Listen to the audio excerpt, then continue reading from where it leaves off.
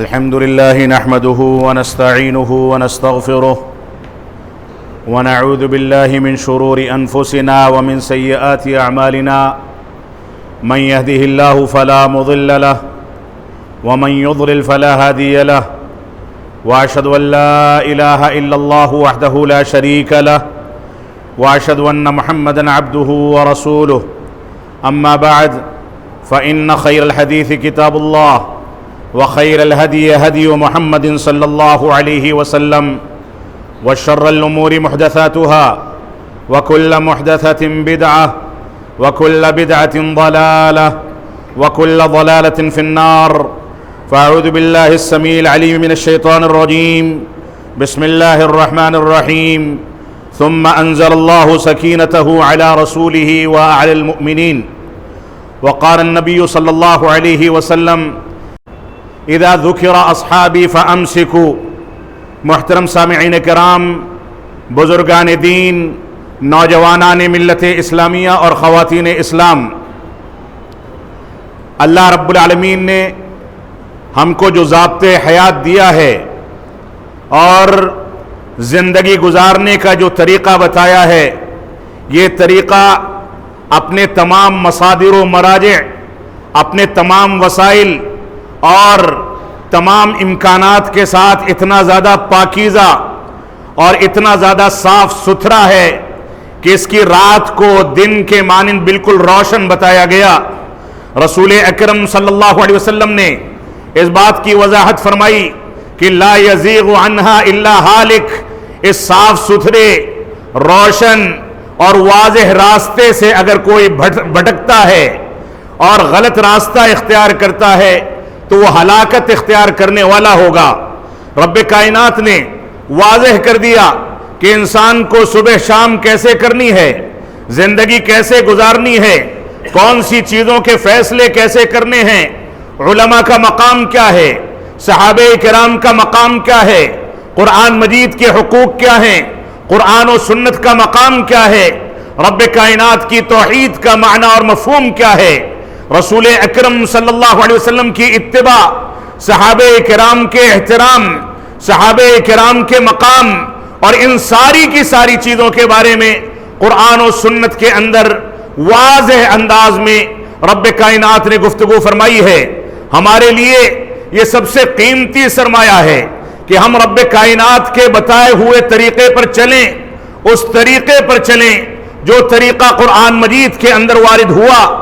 جو طریقہ رسول اکرم صلی اللہ علیہ وسلم نے رب کائنات کے حکم سے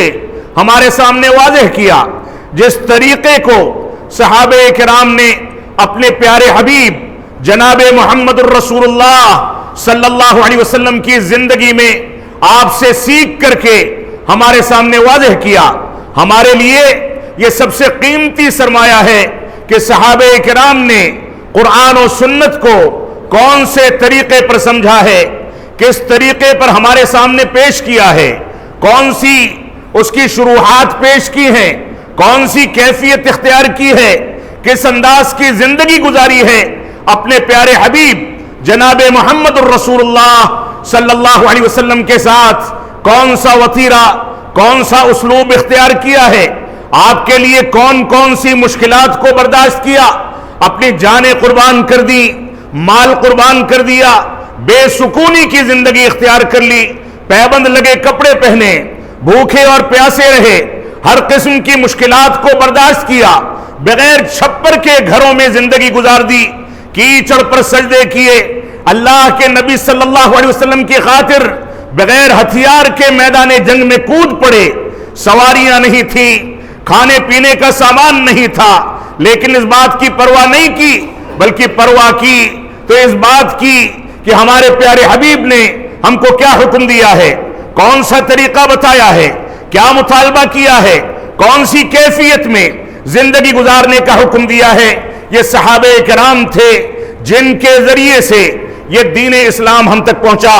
لیکن آج کے دور میں اعدائے اسلام، دشمنان اسلام، اسلام کے خلاف پروپیگنڈا کرنے والے، اسلام کے خلاف چور دروازے تلاش کرنے والے، اسلام کے اوپر نکیر کرنے والے جب یہ دیکھتے ہیں کہ ہم مسلمانوں کا لبادہ اوڑھ کر کے مسلمانوں کے درمیان رہ کر کے اگر اللہ اور اس کے رسول پر تنقید کریں گے تو ایسی صورت میں یہی مسلمان ہم کو نکال کر کے باہر کر دے گا۔ تو انہوں نے چور دروازے اپنائے، انہوں نے سوچا کہ اگر اسلام کو متہم نہیں کر سکتے، اللہ رب العالمین پر انگلی نہیں اٹھا سکتے، رسول اکرم صلی اللہ علیہ وسلم پر تنقید نہیں کر سکتے، تو بڑا آسان راستہ ہے کہ ان وسائل کو مشکوک کر دیا جائے جن کے ذریعے سے اسلام ہم تک پہنچا ہے۔ لہذا دشمنان اسلام نے سب سے پہلے صحابہ کرام کے اوپر تنقیدیں کی، صحابہ کرام پر خلافت و ملوکیت کے بہانے سے، دوسرے بہانوں سے، اپنی فقہی آرا کی تائید نہ ملنے کے بہانے سے کبھی غیر فقیہ ہونے کا دعویٰ کیا، کبھی اپنے خاندان پرستی کا دعویٰ کر کے ان کو بدنام کیا، نہ جانے کون کون سے اتہامات لگائے، غلط انداز کے جملے استعمال کیے، اور ان کی کتابیں ان چیزوں سے بھری پڑی ہیں۔ لیکن بدقسمتی یہ ہے، افسوس کا مقام یہ ہے، اور افسوس کی جگہ یہ ہے کہ ہمارے بہت سارے مسلمان بھائی جو جانتے ہیں کہ ان صحابہ کرام کے اوپر تنقید پورے اسلام پر تنقید ہے، ان صحابہ کرام پر تنقید رب کائنات پر تنقید ہے، کیونکہ یہ انتخاب تھے رب کائنات کے، یہ انتخاب تھے ہمارے پیارے حبیب جناب محمد الرسول اللہ صلی اللہ علیہ وسلم کے۔ اگر ان پر تنقید جائز ہوتی تو گویا ہم نے تنقید کر ڈالی اس انتخاب پر جس انتخاب کے نتیجے میں ان لوگوں کو پیارے حبیب جناب محمد الرسول اللہ صلی اللہ علیہ وسلم کے لیے منتخب کیا گیا۔ اس انتخاب پر یا اس چیز پر اگر تنقید کو جائز سمجھا جاتا تو گویا ہم نے تنقید کر ڈالی رسول اکرم صلی اللہ علیہ وسلم کے اس انتخاب پر جس انتخاب کے نتیجے میں رسول اکرم صلی اللہ علیہ وسلم انہی کی خدمت لیا کرتے تھے، انہی کے ذریعے پانی پیا کرتے تھے، انہی کے سہارے کے ذریعے سفر کیا کرتے تھے، انہی کے ذریعے اسلام کی نشو و اشاعت کرتے تھے۔ تو دشمنان اسلام نے جب یہ دیکھا، اور یہ ان کی بزدلی ہے، جب یہ دیکھا کہ ہم اسلام یا اسلامی تعلیمات پر یا اللہ اور اس کے رسول پر تنقید کرنے کے پوزیشن میں نہیں ہیں، تو انہوں نے سوچا کہ ان کے ساتھیوں کو مجروح کر دیا جائے، غیر فقیہ کہہ دیا جائے، ان پر تنقیدیں کر دی جائیں، ان پر انگلیاں اٹھا دی جائیں، اور یہ حقیقت میں منافقت ہے، حقیقت میں یہ وہ چور ہیں، یہ ڈاکہ زنی کرنے والے ہیں جو دین اسلام کو بظاہر اپنا محبوب دین تو قرار دیتے ہیں، لیکن حقیقت میں ان کے دلوں کے اندر نفاق ہے، یہ زندیق ہیں، یہ بددین ہیں، یہ دین کو ہضم نہیں کر پاتے، تو دین کے وسائل پر، دین کے شعار پر اور دین پہنچانے والوں پر تنقید کر کے غلط انداز کے عقائد کے ذریعے لوگوں کو شبہات میں ڈالتے ہیں۔ ہماری ذمہ داری ہے کہ ہم قرآن و سنت کے مطابق چلیں۔ محرم کا مہینہ شروع ہوئے تقریباً 12 دن گزر چکے ہیں۔ محرم کا مہینہ جیسے ہی ہر سال شروع ہوتا ہے، تبرہ بازی کا جو سیلاب اٹھتا ہے، صحابہ کرام کی تنقیص و توہین کی جو بدتمیزیاں اختیار کی جاتی ہیں وہ ناقابل برداشت ہیں۔ ایسے تبرہ ہیں کہ امیر معاویہ رضی اللہ تعالی عنہ جو امیر المومنین تھے، جو کاتب وحی تھے، جو رسول اکرم صلی اللہ علیہ وسلم کے محبوب تھے، صحابہ کرام کے چہیتے تھے، جنہوں نے اسلام کی فتح کے لیے بے شمار قربانیاں پیش کی۔ پہلا بحری بیڑا یعنی سمندر کی جنگوں میں پہلا بیڑا اتارنے والے، اس دنیا کو سمندروں سے جنگوں کا آئیڈیا دینے والے یہ امیر معاویہ تھے۔ ان کے اوپر بالخصوص تنقیدیں کر کے، تبرہ بازی کر کے، گالیاں دے کر کے، برا بھلا کہہ کر کے مجلسیں منعقد کی جاتی ہیں۔ معاف فرمائیں گے اگر کوئی مسلمان ان جرائم کو ہلکا سمجھتا ہے یا کوئی مسلمان ان جرائم کو انجام دینے والوں کا ساتھ دیتا ہے یا ان کے بارے میں نرمی اختیار کرتا ہے، اللہ کی قسم اس کا ایمان مکمل نہیں ہو سکتا۔ یہ ہمارے ایمان کی علامت ہے کہ ہم صحابہ کرام سے محبت کریں، یہ ہمارے ایمان کی علامت ہے کہ ہم امیر معاویہ امیر المومنین معاویہ رضی اللہ تعالیٰ عنہ کے لیے اپنی جان قربان کر دیں، ان سے محبت کا اظہار کریں، یہ ہمارے ایمان کا حصہ ہے۔ ان کے بارے میں تبرہ بازی کرنے والے، ان کے اوپر تنقیدیں کرنے والے اگر کامیاب ہو جاتے ہیں ہمارے گھروں میں داخل ہونے میں، ہمارے اوپر حاوی ہونے میں، ہمارے افکار پر اپنے افکار کو تھوپنے میں، تو اللہ کی قسم ہمیں اپنے ایمان کی خیر منانی چاہیے۔ یہ ایمان کامل نہیں رہا بلکہ ناقص ہے۔ یا بہت ممکن ہے کہ دھیرے دھیرے یہ ہمارے دل سے خارج ہو جائے اور ہم اسلام سے خارج ہو جائیں۔ اس وجہ سے ہماری یہ ذمہ داری ہے کہ ہم قرآن و سنت کے مطابق زندگی گزاریں، صحابہ کرام کی عظمت، صحابہ کرام کے فضائل اور صحابہ کرام کے مقام کو سمجھیں۔ تو دشمنان اسلام کے جو مختلف حربے رہے ہیں، اگر آپ تاریخ اسلام کا مطالعہ کریں گے تو آپ دیکھیں سب سے پہلے خلافت و ملوکیت کے بہانے سے یا دوسرے بہانوں سے صحابہ کرام کے اوپر تنقیدیں، انگلیاں اٹھانے کا جرم ہمارے لوگوں نے انجام دیا۔ اور اس کے بعد یہی اتنا نہیں ہوا، جب ان کے اندر جرأت نہیں ہوئی کہ اللہ کے رسول صلی اللہ علیہ وسلم پر کوئی تنقید کرے تو انہوں نے چور دروازہ اختیار کیا۔ یہ کہا گیا کہ خبر واحد حجت نہیں ہے، جو حدیث ہماری عقل میں نہ آئے وہ ہمارے لیے دلیل نہیں ہے۔ خبر واحد کی حجیت سے عقلوں پر نہ تولی جانے والی روایتوں کا انکار کر دیا گیا۔ اس کے بعد سرے سے حجیت حدیث کا، یعنی حدیث کے دلیل ہونے کا انکار کر دیا گیا۔ نہ جانے کون کون سے حربے اختیار کیے گئے، اور یہ ہم دیکھتے آئے ہیں کہ 10 سال پہلے تک جو لوگ حدیثوں کے بارے میں غلط رائے رکھتے تھے، ان میں بعض افراد آج بھی دعوتی میدان میں ایکٹیو ہیں اور وہ یہ دعویٰ کرتے ہیں، اور ہمارا نوجوان بھی ان کو سنتا ہے،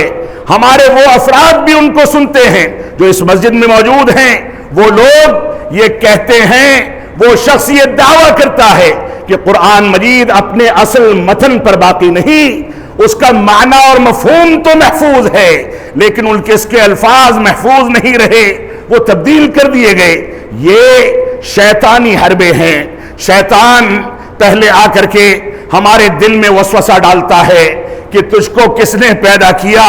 تجھ کو کس نے پیدا کیا، تجھ کو کس نے پیدا کیا۔ ہم کہتے ہیں کہ ہمارے خالق نے، ہمارے رب نے، رب کائنات نے پیدا کیا ہے۔ اس کے بعد جب اس پر ہم سے انسیت پیدا کر لیتا ہے تو کہتا ہے یہ تو بتاؤ کہ تمہارے رب کو کس نے پیدا کیا ہے۔ یہ حجیت حدیث پر شبہات پیدا کرنے والا یہی شیطان تھا۔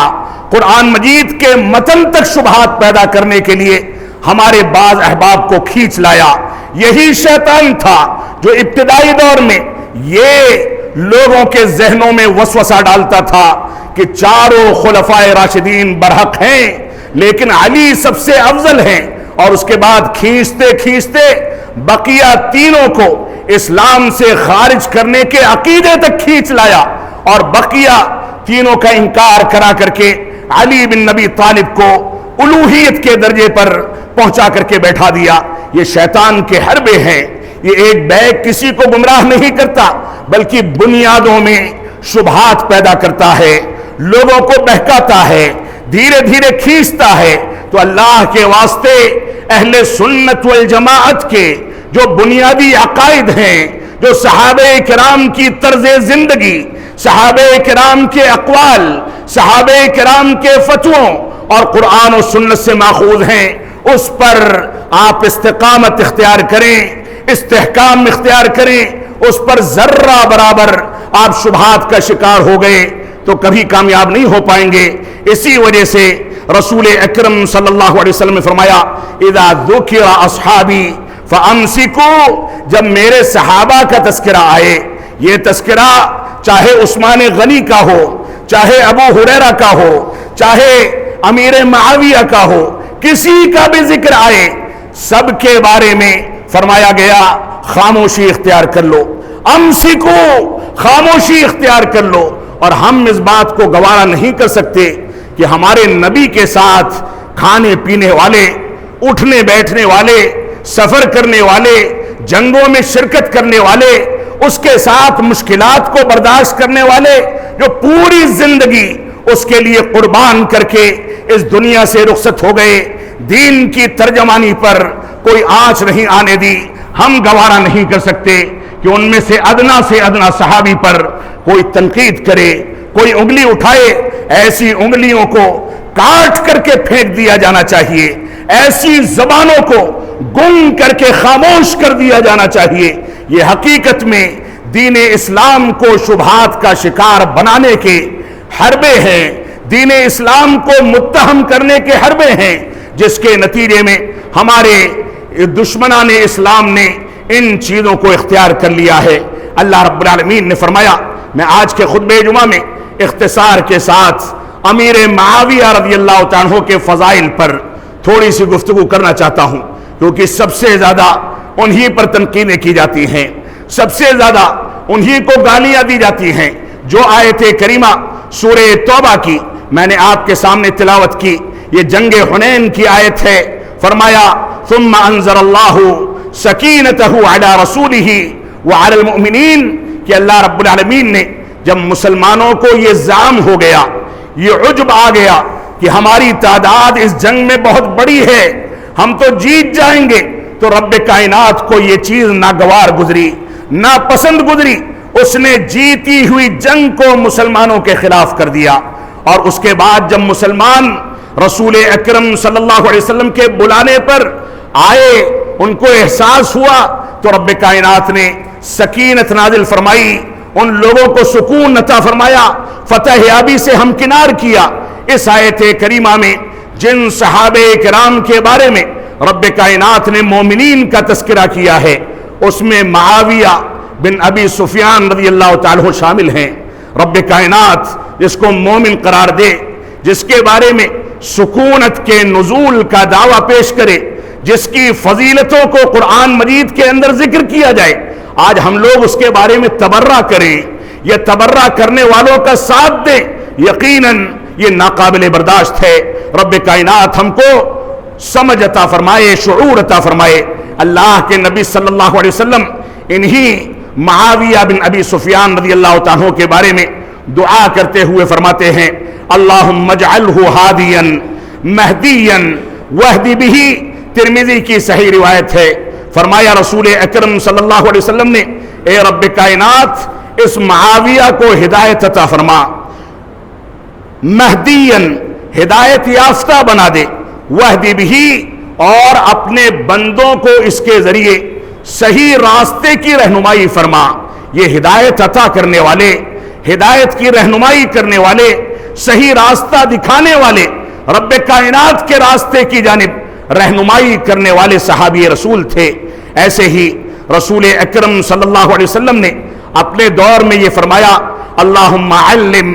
معاویۃ الکتاب والحساب وقہ العذاب۔ اے اللہ رب العالمین، معاویہ کے بارے میں دعا کر رہے ہیں، نام لے کر کے دعا کر رہے ہیں، فرما رہے ہیں اے رب کائنات معاویہ رضی اللہ تعالیٰ کو حساب و کتاب کا علم عطا فرما دے، وقہ العذاب اور اس کو اپنے عذاب سے محفوظ کر دے۔ ابن حبان کی روایت ہے جس کو علامہ البانی رحمۃ اللہ علیہ نے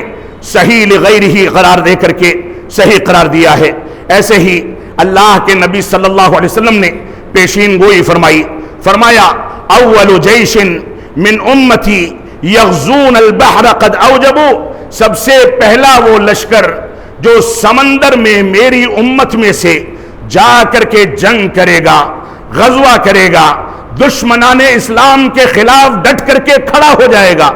قد اوجبوا، رسول اکرم صلی اللہ علیہ وسلم فرماتے ہیں ان پر جنت واجب ہو گئی۔ کاش رب کائنات نے ہم کو بھی انہی میں سے بنایا ہوتا۔ ہم یہ خواہش ظاہر کرتے ہیں، ہم یہ تمنا کرتے ہیں کہ رب کائنات ہم کو جنت میں امیر المؤمنین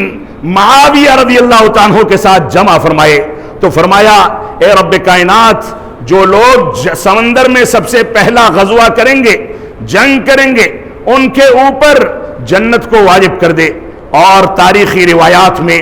آپ جا کر کے دیکھیں گے اس لشکر کے امیر، اس کے کمانڈر یہ امیر معاویہ تھے۔ یہ پہلا بحری بیڑا تھا جو عثمان غنی رضی اللہ تعالیٰ عنہ کے دور خلافت میں اور معاویہ رضی اللہ تعالیٰ عنہ اس دور میں شام کے گورنر اور امیر تھے، ان کی امارت میں یہ غزوہ لڑا گیا اور پوری کامیابی کے ساتھ کامیابی اور فتح حاصل ہوئی۔ رسول اکرم صلی اللہ علیہ وسلم نے ان کو اپنے لیے وحی کو لکھنے کا مکلف کیا۔ یہ کاتب وحی تھے۔ رسول اکرم صلی اللہ علیہ وسلم مختلف سرداروں کو، مختلف حکام اور بادشاہوں کو جو خط و کتابت کرتے یا قرآن مجید لکھنے کا حکم دیتے یا اپنی وحی کو لکھنے کا حکم دیتے، اس کے لیے معاویہ رضی اللہ تعالیٰ عنہ کو منشی قرار دیا گیا،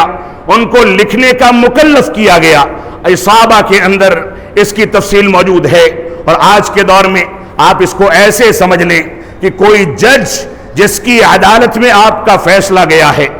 آپ جج کے اوپر تو تنقید کرتے ہوئے ڈرتے ہیں کہ اگر جج پر کوئی تنقید کروں گا تو عدالت کی حکم مدولی کے نتیجے میں گرفتار کر لیا جاؤں گا، تو چور دروازہ اختیار کرتے ہیں کہ جج تو ٹھیک ہے لیکن اس کا منشی جو کچھ لکھتا ہے اس میں تحریف کر دیتا ہے، غلط کر دیتا ہے۔ منشی کو اگر آپ نے شبہات کا شکار بنا لیا تو گویا عدالت کا پورا نظام آپ کی نظر میں مشکوک ہو کر کے رہ جاتا ہے۔ اس وجہ سے ہماری یہ ذمہ داری ہے کہ ہم قرآن و سنت کے مطابق صحابہ کرام کے مقام کو سمجھیں۔ معاویہ رضی اللہ تعالیٰ عنہ کو آپ دیکھیں، خلافت عمر فاروق رضی اللہ تعالیٰ عنہ میں، دور خلافت میں قدس کی جب فتح ہو گئی، مسجد اقصی کی فتح ہو گئی، تو قیصاریہ کے شام کے ایک آخری علاقے کو فتح کرنے کے لیے ان کو بھیجا گیا۔ عمر بن خطاب رضی اللہ تعالیٰ عنہ کو وصیت کی کہ جب جائیں تو لا حول ولا قوت الا باللہ العلی العظیم، اس ورد کو اپنی زبان پر جاری رکھیں تاکہ رب کائنات کی کبریائی،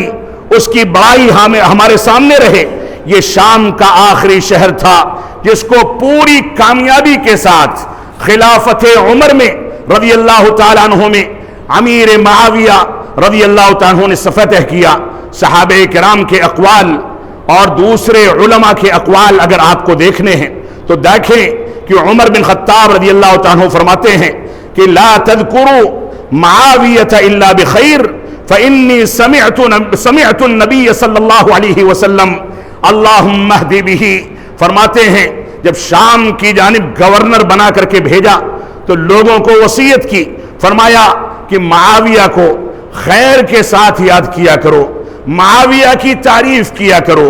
معاویہ کے کارناموں کو یاد کیا کرو، کیونکہ میں نے اللہ کے نبی صلی اللہ علیہ وسلم سے فرماتے ہوئے سنا ہے کہ اے رب کائنات، ان کے ذریعے اپنی مخلوق کو ہدایت عطا فرما۔ اور انبیاء کی دعا کبھی رائیگاں نہیں ہوتی، کبھی نامنظور نہیں ہوتی، کبھی نامقبول نہیں ہوتی۔ انبیاء کی دعا کے اندر بڑی برکتیں ہیں، بڑا مقام ہے، بڑی عظمت ہے۔ اس وجہ سے ہمیں اس بارے میں سمجھنا چاہیے۔ اور آپ دیکھیں آخری خلیفہ علی بن نبی طالب رضی اللہ تعالیٰ عنہ، جن کے نام پر تبرہ بازی کے سارے تماشے کیے جاتے ہیں، خود انہی کو لے لیا جائے، ان سے شدت کے ساتھ محبت کی دعوے داری کرنے والے، یہ تبرہ بازی کرنے والے، یہ صحابہ کرام کو برا بھلا کہنے والے، یہ اگر علی بن نبی طالب رضی اللہ تعالیٰ عنہ سے سچی محبت رکھتے ہیں فَإِنَّ الْمُحِبَّ لِمَنْ يُحِبُّ مُطِيعُ، تو محبت کرنے والا جس سے محبت کرتا ہے اس کی اطاعت کرتا ہے، تو اطاعت کر کے دکھائیں۔ علی بن نبی طالب رضی اللہ تعالیٰ عنہ فرماتے ہیں لا تکرہو امارت معاویہ، معاویہ کی امارت اور ان کے گورنر ہونے کو تم برا نہ کہا کرو، برا نہ سمجھا کرو۔ فواللہ، اللہ کی قسم، رب کائنات کی قسم کھا کر کے فرمایا لئن فقدتموہ، اگر معاویہ کو تم نے کھو دیا،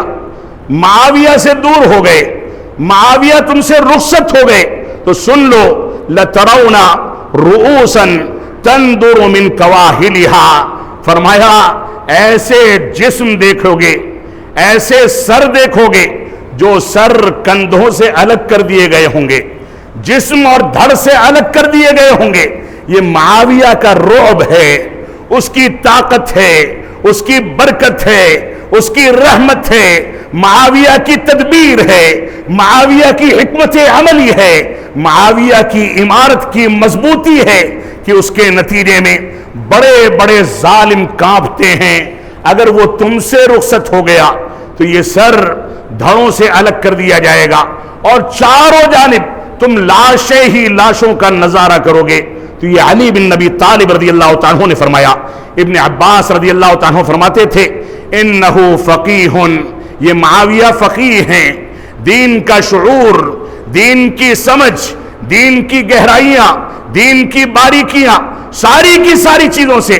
معاویہ بخوبی واقف ہیں۔ وہ رہنمائی کرنے والے ہیں کہ کون سے معاملے میں کیا فیصلہ کیا جائے، وہ رہنمائی کرنے والے ہیں کہ دین کے کون سے معاملے میں کیا فتویٰ دیا جائے۔ یہ فقیہ ہیں، فقیہ امت ہیں۔ یہ صحیح بخاری کی روایت ہے۔ اور ابو درداء رضی اللہ تعالیٰ عنہ مشہور صحابی رسول ہیں، کہتے ہیں ما رأیت احدا اشبہ بصلاة النبی صلی اللہ علیہ وسلم من صلاة معاویہ۔ میں نے اس روئے زمین پر صحابہ کرام یا اپنے ساتھیوں کے درمیان کسی کو بھی رسول اکرم صلی اللہ علیہ وسلم کے عین مطابق اسی کے مشابہ نماز ادا کرتے ہوئے نہیں پایا سوائے معاویہ کے۔ معاویہ رسول اکرم صلی اللہ علیہ وسلم کی نماز کی کاپی کرتے تھے، نقالی کرتے تھے۔ انگلیاں کب کھلی رہیں، کب ملی رہیں، کب تھوڑی کھلی رہیں، کب پھیلی رہیں، نگاہیں کہاں ہوں، رکوع کیسے کیا جائے، رفع الیدین کیسے کیا جائے، آمین کی آواز کتنی بلند ہو، رکوع اور سجدے میں کیسے جائیں، کیفیتیں کیا ہوں، اس کی پوری تفصیل امیر معاویہ نے جس انداز سے عملی تطبیق کے ذریعے دنیا کے سامنے پیش کی، کوئی دوسرا نہیں پیش کر سکا۔ یہ بھی ان کا مقام ہے۔ اور ابن تیمیہ شیخ الاسلام علامہ ابن تیمیہ رحمۃ اللہ علیہ فرماتے ہیں اتفق العلماء على ان معاویہ رضی اللہ تعالی عنہ افضل ملوک هذه الامہ۔ اس بات پر سارے کے سارے علماء کا اجماع اور اتفاق ہے، ساری امت اسلامیہ کا اجماع اور اتفاق ہے کہ معاویہ رضی اللہ تعالیٰ عنہ اس امت کے سب سے افضل بادشاہ گزرے ہیں، اور ان کی بادشاہت یہ بادشاہت بھی تھی اور رحمت بھی تھی۔ لوگوں کو ظالموں کے پنجے توڑ کر کے تحفظ فراہم کرنا اس بادشاہت میں سکھایا گیا۔ انہی نے بحری بیڑا ایجاد کیا، دشمنان اسلام کے دانت کھٹے کیے، خلافت امویہ قائم کر کے ایک مثال قائم کی، سب سے زیادہ عدل و انصاف کرنے والے، سب سے زیادہ عدل سے کام لینے والے یہ امیر معاویہ تھے۔ عبداللہ بن مبارک رضی اللہ تعالیٰ عنہ فرماتے ہیں رحمت اللہ علیہ فرماتے ہیں کہ معاویہ، ان سے کسی نے پوچھا کہ معاویہ افضل ہیں یا عمر بن عبدالعزیز رحمت اللہ علیہ افضل ہیں جو خلافت امویہ کے بعد کے بادشاہ گزرے ہیں؟ تو انہوں نے فرمایا واللہ ان الغبار الذي دخل في انف معاویہ مع رسول اللہ صلی اللہ علیہ وسلم، اللہ کی قسم جو رسول اکرم صلی اللہ علیہ وسلم کی صحبت میں رہتے ہوئے معاویہ رضی اللہ عنہ کی ناک مبارک ناک میں جو دھول مٹی داخل ہوئی تھی، یہ دھول مٹی بھی عمر بن عبدالعزیز رحمت اللہ علیہ سے 1000 گنا افضل ہے، کیونکہ ان کو صحابیت کا شرف حاصل ہے، اور یہ شرف کسی غیر صحابی کو حاصل نہیں ہو سکتا۔ اسی طریقے سے آپ دیکھیں سعید بن مسیب فرماتے ہیں کہ من مات محبا لأبی بکر وعمر وعثمان وعلی رضی اللہ عنہم وشہد للعشرة بالجنہ وترحم على معاویہ رضی اللہ عنہ کان حقیقا علی اللہ اللہ یناقشہ الحساب۔ فرمایا علی جو لوگ، سعید بن المسیب نے فرمایا رحمت اللہ علیہ نے فرمایا جو لوگ ابو بکر صدیق، عمر بن خطاب، عثمان غنی، علی بن نبی طالب رضوان اللہ عنہم مجمعین خلفائے راشدین سے محبت رکھتے ہیں، عشرے مبشرہ کی اس بات پر گواہی دیتے ہیں کہ وہ جنتی ہیں، اور جو لوگ معاویہ رضی اللہ عنہ پر دعا کرتے ہیں، ان کے لیے دعا کرتے ہیں، ان کے لیے رحم کی اور اللہ کی رضامندی کی دعا کرتے ہیں، اللہ رب العالمین کے اوپر یہ حق ہے، رب کائنات کے لیے یہ چیز بہتر اور اس کے اوپر یہ حق بنتا ہے کہ ان سے قیامت کے دن ان کے حساب و کتاب میں مناقشہ نہ کرے۔ یعنی یہ امید ظاہر کی گئی، جو معاویہ سے محبت رکھتا ہے قیامت کے دن اس کے حساب کتاب کا مناقشہ نہیں ہوگا۔ جو محبت رکھتا ہے ان کے طریقوں کو اپنائے گا، جو محبت رکھتا ہے ان کے اسوے کو پکڑے گا، لہذا وہ حقیقی مومن بنے گا، اور اس حالت میں اس کی موت ہوتی ہے تو آخرت میں امید ہے کہ اس کے حساب کتاب کا مناقشہ نہیں کیا جائے گا۔ معاویہ رضی اللہ عنہ پر تبرہ کرنے والے اس بات کو سمجھ لیں کہ انہی معاویہ کے لیے یہ جن لوگوں سے محبت کا اعلان کرتے ہیں، رسول اکرم صلی اللہ علیہ وسلم کے نواسے حسن رضی اللہ عنہ، حسن رضی اللہ عنہ کے بارے میں اللہ کے نبی صلی اللہ علیہ وسلم نے یہ پیشین گوئی فرمائی تھی کہ میرا یہ بیٹا، میرا یہ نواسا ایک دن مسلمانوں کے دو گروہوں کے درمیان فیصلہ کن بات کرے گا، ان کے درمیان صلح کرائے گا۔ اور یہ ہوا کہ حسن رضی اللہ عنہ نے امیر معاویہ کے حق میں تنازل کر کے ان کو خلیفہ تسلیم کر لیا، اور رسول اکرم صلی اللہ علیہ وسلم کی پیشین گوئی ثابت ہوئی۔ اگر کوئی حسن رضی اللہ عنہ سے محبت کرتا ہے تو اس محبت کا تقاضا ہے کہ وہ اس بات کا جواب دے کہ کیا حسن رضی اللہ عنہ ایک ایسے خلیفہ کے اوپر تنازل کر سکتے ہیں جس خلیفہ کے بارے میں آپ لوگوں کا یہ کہنا ہے نعوذ باللہ من ذالک، ہم اس سے 100 بار بلکہ زندگی کی ہر سانس کے ساتھ توبہ کرتے ہیں۔ ان لوگوں کا یہ کہنا ہے کہ یہ کافر تھے، ان کا یہ کہنا ہے کہ ان سے بڑا کافر یہود و نصارہ بھی نہیں ہو سکتے، بلکہ یہ یہودیوں سے اور نصرانیوں سے بڑے کافر تھے۔ کیا حسن رضی اللہ عنہ نے ایک ایسے امیر کے بارے میں تنازل اختیار کیا جس کے بارے میں یہ اعتقادات رکھے جا سکتے ہیں؟ رب کائنات ہم کو قرآن و سنت اور اس کے مراجع اور مصادر کے ساتھ کھلواڑ کرنے سے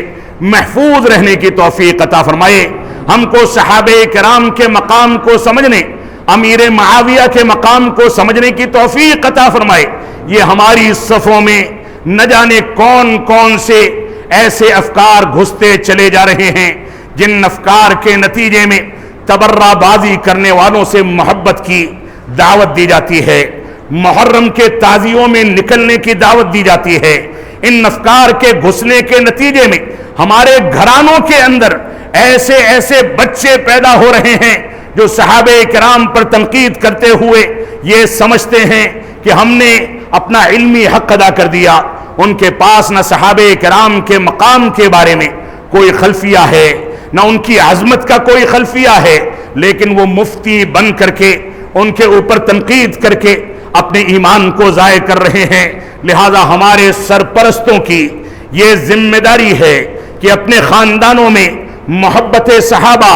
عظمت صحابہ، فضائل صحابہ، صحابہ کرام کی مرجعیت، صحابہ کرام کے مقام کا درس دیں، اور جہاں بھی شکوک و شبہات کے امکانات پیدا ہوں اس کو کاٹ کر کے پھینک دیا جائے۔ یہ ہم سب کی مشترکہ ذمہ داری ہے۔ رب کائنات ہم کو ان باتوں کی توفیق عطا فرمائے۔ ہم جب تک جئیں تب تک اسلام پر جئیں، جب ہمارا خاتمہ ہو تو ایمان پر ہو۔ بارک اللہ لنا ولکم فی القرآن المجید ونفعنی وإیاکم بالآیات والذکر الحمید انہ تعالی جواد کریم ملک بر الرؤوف الرحیم۔